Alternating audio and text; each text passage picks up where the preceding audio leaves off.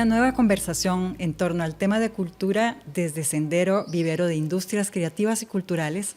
Hoy le damos la bienvenida a don Welmer Ramos González, candidato del Partido Acción Ciudadana y quien también fue ministro de Economía. Así que nos espera una conversación muy interesante porque viniendo del área, digamos, de los números, hoy vamos a hablar de los sentimientos, las emociones y las ideas que provee la cultura. Bienvenido. Muchas gracias, doña Aurelia, por invitarme a este espacio. Veo que es un espacio de temas de cultura, pero tratados desde otra perspectiva, como he podido notarlo en toda la presentación inicial. Sí, nos tomamos precisamente un café deliciosamente preparado por Remy Molina, que es un barista de talla internacional, que se ha ganado concursos de barismo de índole internacional y está aquí precisamente en Sendero, en su emprendimiento Encafeinados. Y ahí nos dimos cuenta que de su familia proviene también una cultura del café muy costarricense que nos encantaría que nos cuente. Bueno, yo crecí en las faldas del volcán Miravalles, en una familia meramente rural, y entonces éramos 8 hermanos, yo soy el menor, y entonces en mi casa teníamos producción casi de todas las cosas que se necesitaban para el autoconsumo, y el café era una de esas actividades. Entonces mi papá cultivaba tal vez unos 1000 metros cuadrados de café para el gasto, y entonces hacíamos todo el proceso, desde la recolección, secado, después quitarle la cáscara, el tostado y la molida, y después lo disfrutábamos. Pero era un café de muy buena calidad, de variedades totalmente criollas en aquel entonces, pero aprendí a disfrutar el buen café de Costa Rica con mi familia, y entonces esa ha sido una tradición que creo que es muy costarricense. Aquí todos y todas disfrutamos el buen café, y hoy aquí tuvimos la oportunidad también de degustar un café de alta calidad y que fue muy bueno. Estamos hablando de aspectos culturales. Creo que en Costa Rica, como mencionó, el café es fundamental en la creación de una cultura que se manifiesta en distintas expresiones. También supimos que usted nació en Guanacaste, así que a ese, digamos, aspecto más valle central también se unió las expresiones de aquella riquísima provincia. Así es. Entonces ahí había una fusión interesantísima, porque era la fusión de las comidas guanacastecas, pero también con las tradiciones de la meseta que venían de mi familia. Y entonces yo aprendí a disfrutar tanto las tanelas y a disfrutar también los productos de maíz que producía, que genera Guanacaste, que son tradición, el chicheme y la chicha, y también las otras actividades, comer cuaces, por ejemplo, y zanahorias y demás, que era tradición de mi familia. Pero entonces esa fusión creo que la lleva a uno muy dentro de uno, para degustar lo bueno que es Costa Rica y lo variado que es Costa Rica. Y esa es la cultura que nos une a nosotros. Eso es en la parte culinaria, en la parte de tradiciones también. Sí, estamos hablando de las costumbres, la gastronomía. La cultura es tan amplia que yo siento que es como el humus nutricio en el que todos hemos nacido y nos hemos criado a partir de las familias. ¿Cuál fue el primer asombro que descubrió en la vida Welmer niño?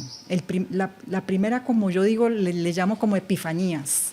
Hace poco un escritor costarricense, Rodrigo Soto, contaba de su epifanía en la noche, paseando por su barrio a los 16 años, la luna, los árboles, y sintió esa unión con todo. Y bueno, él lo expresó por medio de la literatura. Y yo creo que todas las personas tenemos ese momento en nuestra infancia o adolescencia donde decimos, ¿cómo expreso esto? ¿Cómo lo expreso? ¿Cómo expreso esto que siento, esta emoción? ¿Cuándo sintió eso? De niño recuerdo que yo vivía en un lugar muy ventoso. Y si algo era recurrente en mis sueños era el sonido del viento en los árboles y el silbido, y eso me llenaba a mí, o me llena todavía de emoción, porque me siento en mi lugar natal, en mi niñez alegre, en mi campo donde no había ningún temor. Nosotros vivíamos en una finca que tal vez la casa más cercana quedaba como a 100 metros y eran muy pocas, pero había una sensación de libertad, de seguridad, etcétera. Y ahora me doy cuenta que esas cosas no tenían nada que ver con las paredes, porque mi casa lo que tenía era una casa de madera, y lo que tenía de cerradura era una tranca de madera misma, que era muy endeble hoy en día, pero uno se sentía seguro, se sentía feliz, se sentía libre, no había temores. Y entonces el sonido del viento, que era lo recurrente entre los árboles, lo hace a uno transportarse hacia eso. Esa sensación, esa impresión no es cuantificable, ¿verdad, don Welber? Así es, eso es un asunto que uno lleva dentro, y hay ciertos aromas, por ejemplo, el aroma de una flor de coyol, ¿verdad? Es un aroma que de inmediato a uno lo transporta a los lugares de niñez, en los partidos de fútbol que hacíamos nosotros con una bola, no de hule, sino de plástico, y lo disfrutábamos mucho en la escuela. Y entonces hay ciertos olores, ciertos ruidos, ciertas sí, de paisaje que lo transporta a uno a épocas en que uno de veras añora, que disfrutó y que las lleva adentro y que lo han marcado. Y cuando uno lo escucha, uno mismo se refiere a sus propias experiencias de esa naturaleza. También cuando lee un poema o escucha una música o ve una pintura o una película, se empieza a identificar con las emociones, los sentimientos, las sensaciones de aquel artista que expresó eso que usted sintió con el viento, que yo también entonces me acuerdo de mis experiencias con el viento o con los aromas. Eso es lo que sucede con las expresiones culturales y artísticas. Usted sabe que a mí me gusta hacer el ejercicio terrible, porque es terrible, de imaginarme una distopía universal donde desaparezcan todas las manifestaciones culturales de repente, ¿verdad? Que no exista ni la música ni la literatura, desaparezcan los libros, como en el terrible novela de Ray Bradbury de Fahrenheit 451, y que desaparezcan las esculturas, que desaparezca todo lo que nació de ese corazón humano que expresó eso inefable. Si desaparece, ¿qué pasaría en este mundo? Bueno, ese sería el mundo de los economistas, de lo que están construyendo actualmente. Yo creo que no estamos muy alejados, estamos llevando un mundo en que lo que importa es producir cosas materiales y que generen meramente riqueza material en cuanto a monedas. Pero esto que usted está diciendo, yo creo que usted lo está expresando en esa distopía, pero viera que sí que lo hemos ido haciendo, porque se ha ido pensando desde la finanzas y no desde la economía, porque la economía es una ciencia social, las finanzas sí que es una cosa dañina que se ha tratado de confundir con economía. Y entonces se ha venido planteando que los seres humanos tienen que ser recursos para la producción, y no el objetivo, que debería ser al revés, que más bien la producción debería estar al servicio para que la gente disfrute la vida. Y al darle vuelta a esto, se me parece mucho a lo que usted está planteando, porque aquí hay quienes están proponiendo jornadas de 12 horas, cuando el mundo va exactamente al contrario, en reducir las jornadas laborales para que la gente pueda disfrutar más con sus hijos, pueda realizarse más a través de la educación o de la cultura y disfrutar la vida. Cuando la tecnología ha ido liberando al hombre y a la mujer, cuando digo el hombre en sentido amplio, pero al hombre y a la mujer de trabajar y trabajar largas jornadas. Más bien en Costa Rica hay quienes quieren proponer jornadas de 12 horas. Y entonces sí que tenemos que tener cuidado, porque el ser humano tiene que estar integral, tiene que ser la realización en la parte psíquica, en la parte mental, y el trabajar es para más bien satisfacer estas necesidades, no al contrario. ¿Verdad? Y ese encaminarnos a esa distopía ha distorsionado el concepto de la cultura en la imaginación de una sociedad equilibrada. También ha incidido en que entonces, a lo largo de los gobiernos, se conciba la cultura como un gasto y no como una inversión.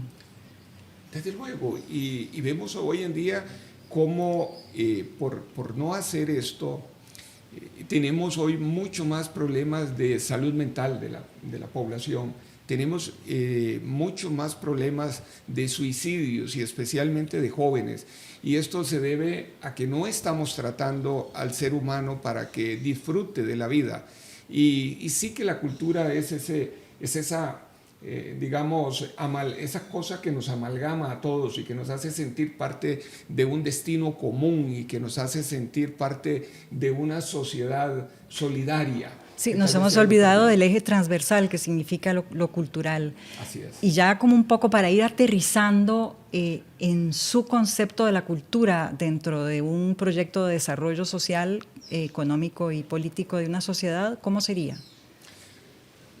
Tenemos que invertir más, no es gastar, como usted bien lo dice, tenemos que invertir más en lo que es cultura, porque esto sí que nos sirve a nosotros para vivir una vida plena, y la cultura es nuestras manifestaciones de arte, de música, de literatura, de gastronomía, etcétera, todas esas manifestaciones que nos hacen disfrutar de la vida y, como decía antes, que nos hacen sentirnos parte de un colectivo en que pertenecemos. Y si no lo tenemos, entonces no tenemos pertenencia, no tenemos entonces un sentido de respaldo con el resto de la sociedad, no tenemos esa solidaridad.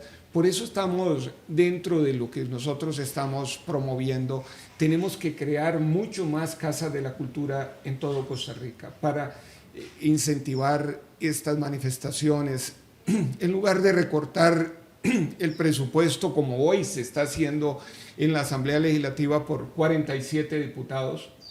Sí, yo pienso que debemos de darle un poco más de presupuesto, ¿verdad? Y el otro, nada más para terminar la idea, sí.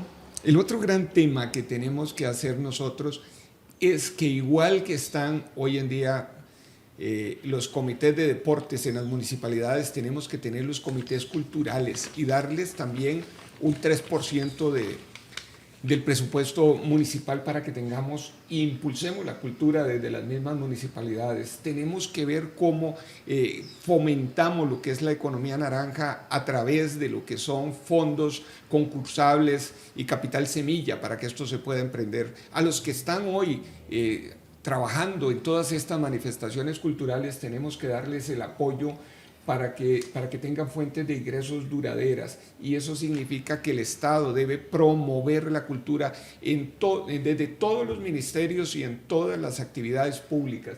Necesitamos nosotros fortalecer más un turismo que vaya asociado a un turismo cultural, y entonces desde esta perspectiva es que en el programa de gobierno que yo estoy impulsando tenemos diseñado todos estos apoyos, pero para eso necesitamos recursos, y yo estoy señalando cómo podemos nosotros combatir la evasión y la ilusión fácilmente sin poner más impuestos y obtener ingresos muy grandes, 4 puntos del PIB, que eso serían cerca de casi 2 millones de millones para generar muchas más cosas en bien del individuo.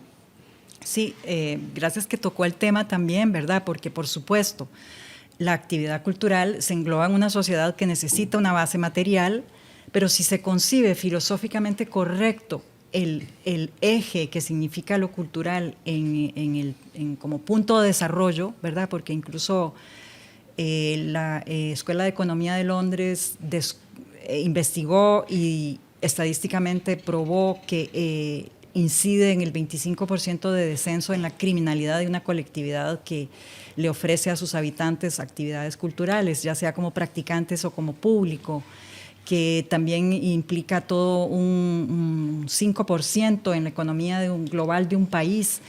Es decir, que es medible, y usted tocó el tema de la economía naranja, que también se está poniendo en otros países de América Latina con buen tino, como en Colombia, ¿verdad? Porque si se tiene claro el papel de eje transversal de trascendencia de la cultura, la economía naranja entonces puede ser vista como una herramienta para poner de relieve el valor incluso material de las actividades culturales en la economía.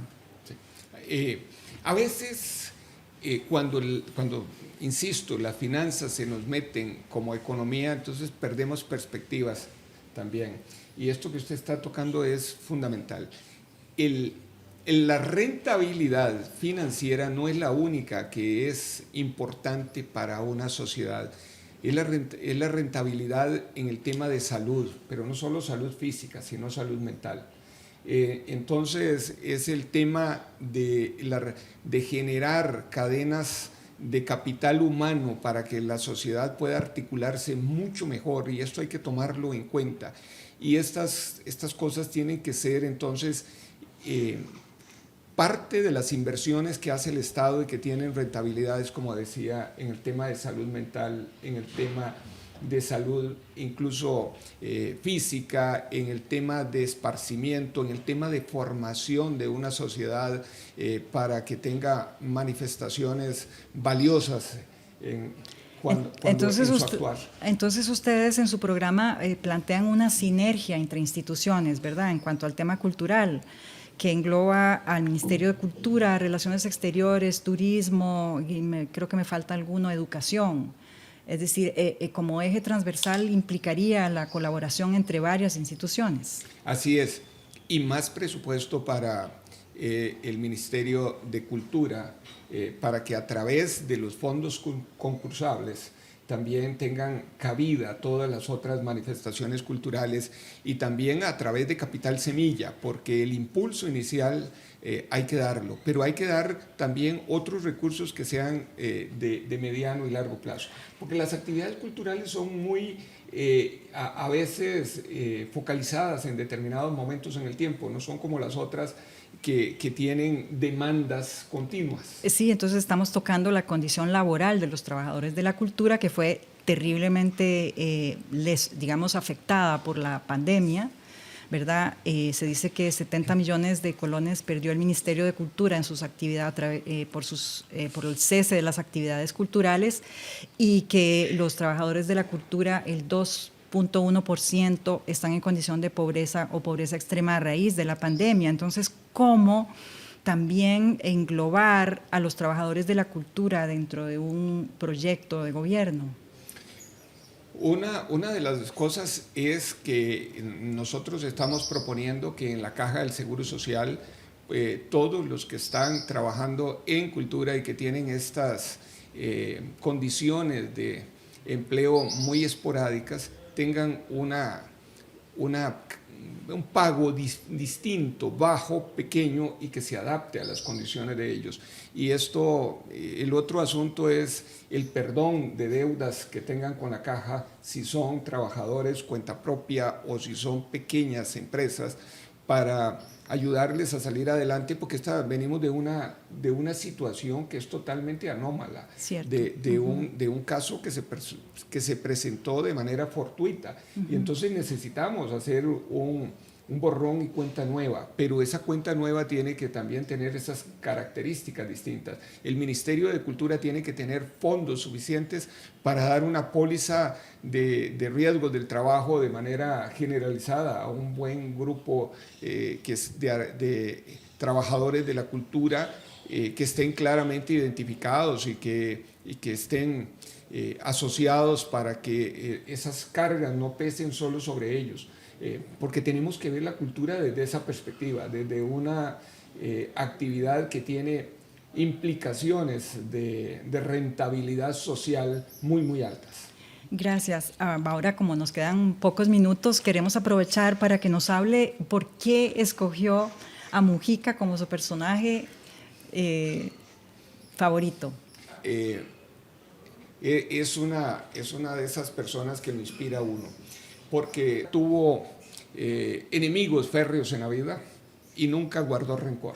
sino que puso su mirada hacia adelante en generar una sociedad más inclusiva, más solidaria, de bien para todos. Y su pasado nunca fue óbice para odiar ni para albergar resentimientos, sino al contrario, de perdón y de ver el futuro y de cambiar la vida a los demás. Que no solo piensa en un área, como ahora hay muchos políticos que solo piensan en el área económica y creen que desde ahí se cambia el mundo, sino que tenía una concepción muy holística de lo que es el cambio de una sociedad. Es no solo un político, sino es un filósofo de la vida.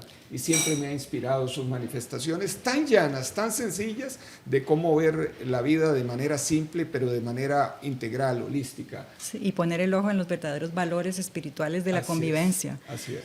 Ahora vamos a hacer, bueno, también nos llamó la atención que el jazz es su música favorita. Sí, y me gusta mucho el jazz gitano, ¿verdad? Y algún tipo de música que se llama klezmer o algo así, porque son ritmos que me inspiran, que me hacen sentir bien, que me sacan a veces del letargo. Que remiten al viento, a ese viento que nos mencionó al comienzo, ¿verdad? El viento que fluye, que se adapta, que improvisa. El jazz tiene esa connotación de fluidez, de improvisación. Y la música me gusta mucho, y yo canto bien. ¿Ah, sí? Pero me oyen mal. Ahora es capaz que lo vamos a poner a cantar. Ahora le vamos a hacer un cuestionario rápido. ¿Un espectáculo teatral costarricense, don Welmer? Un espectáculo teatral costarricense. Viera que a mí me quedó algunas de las cosas del teatro del pasado. Cuando estaba la Compañía Nacional de Teatro, recuerdo aquí cerca de Radio Reloj, ¿verdad? Cuando Radio Reloj estaba aquí que era la Plaza de la Democracia, y entonces por ahí estaba el teatro y había una obra que se llamaba El enemigo del pueblo, y entonces yo fui ahí tantas veces, la vi muchas veces porque me parecía interesantísimo, pero sí, es que además esa obra dirigida por Oscar Fessler, me acuerdo, sí, de Ibsen, y que toca un tema muy político, por cierto. Sí. ¿Un escritor o escritora costarricense? Escritores costarricenses, mire, don Joaquín Gutiérrez Mangel, leí todas las obras de don Joaquín, también de don Calufa, leí todas la obra de él, me parece muy buena, pero sí, he leído mucho de literatura costarricense, me gusta mucho. ¿Un artista plástico costarricense? Un artista plástico, mire, Otto Apuy, me pareció siempre interesante lo que hace don Otto Apuy, quizá porque es un poco contemporáneo. Sí. Sí, maravillosa la obra de él. ¿Un cineasta o una cineasta costarricense? Mire, cineastas tal vez me acuerdo del teatro, ¿verdad? Que siempre he admirado, Jacqueline Steller, por ejemplo. Actriz, siempre, actriz. Sí, doña Jacqueline siempre me pareció que era muy... Tal vez porque doña Jacqueline era de la época en que yo era joven y demás, y la admiraba mucho porque tenía un desempeño muy bueno en el teatro. ¿Su prioridad en el ámbito cultural? Así, en pocas líneas. Mi prioridad en el ámbito cultural, en pocas líneas, que las manifestaciones culturales nos ayuden a unir esta sociedad, a vivir la vida, a disfrutar de la vida, a salir del ensimismamiento que hemos ido cayendo, ¿verdad? Y creo que eso es urgente, que nosotros le demos importancia para la salud mental y también para unir a este pueblo y darle una visión distinta de que la vida vale la pena.